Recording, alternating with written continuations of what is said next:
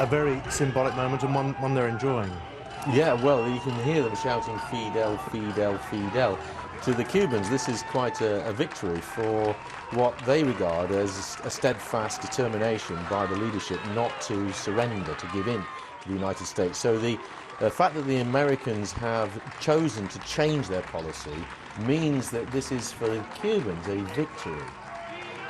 We're about to hear, I think, briefly from the Cuban foreign minister, and of course, while this is happening in Washington, similar ceremony in Havana. And what will change in Cuba in the next few months as a result of this? Well, things are already changing quite remarkably. The growth in the economy has been remarkable. It's nearly 5% in the first 6 months of this year.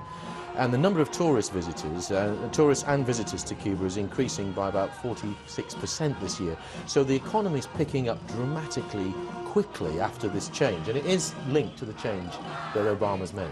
How much of that is because people want to see the old Cuba, that people know it's about to change beyond recognition? It's very interesting. The market research has shown that people are choosing to go to Cuba from all over the world, Europe especially, Britain inclusive, and people are coming back saying, well, we wanted to go before the Americans ruin it.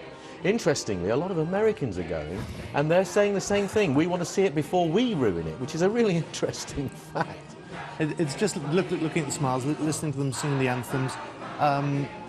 Many of these people we're looking at grew up at a time where these two countries hardly spoke to each other, and the spectre, obviously, of the Cold War hung heavy over the whole place. Well, you have to remember that it was only as recently as 2003, when George Bush Jr. was in office, that Cuba was actually seriously contemplating that they might invade. So the turnaround in the relationship is really remarkable in a very short space of time. And yes, these people have lived through very difficult days. You must remember also that in the 1990s, Cuba was virtually, left completely alone, and many, many people suffered great hardship as a consequence of the collapse of the Soviet Union and the fact that the United States made the embargo tougher during those years. So they withstood a great deal. So they're feeling pretty pleased with themselves, because this, for them, like I said, is a victory.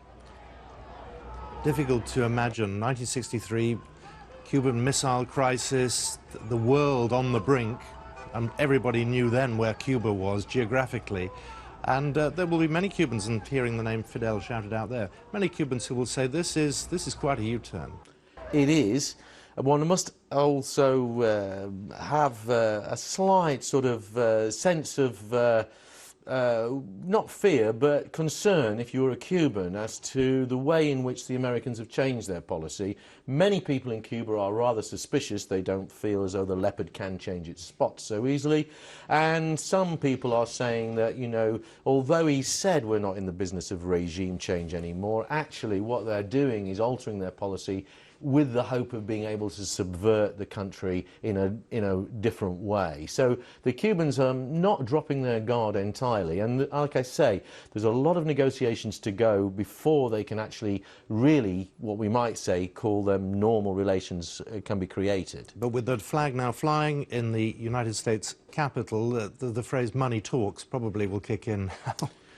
Well, yes, except to say that the Cuban government is very careful to point out that what it wants to do is to diversify its relationships with various countries. So, in other words, it's developing its relationship with Russia, with China, with India, with Brazil, and these countries together really are beating a path to Havana's door right now before the American embargo is dropped, so that they're positioning themselves quite strongly there. So in actual fact, for Cuba, this is a big opportunity, because it means that there is a great deal of interest from these other countries, which are in some ways rivals to the United States, either regionally or globally, who are wanting to position themselves in Cuba as a way of getting a hand in the deck, if you like, vis-a-vis their relationships with the United States. So diplomatically, Cuba's in a very, very fortunate position right now. Well, it is a moment of history. The Cuban flag there outside their new embassy in Washington. Stephen Wilkinson, thank you very much for sharing that moment with us. Not at all. Thank you very much indeed. Thanks.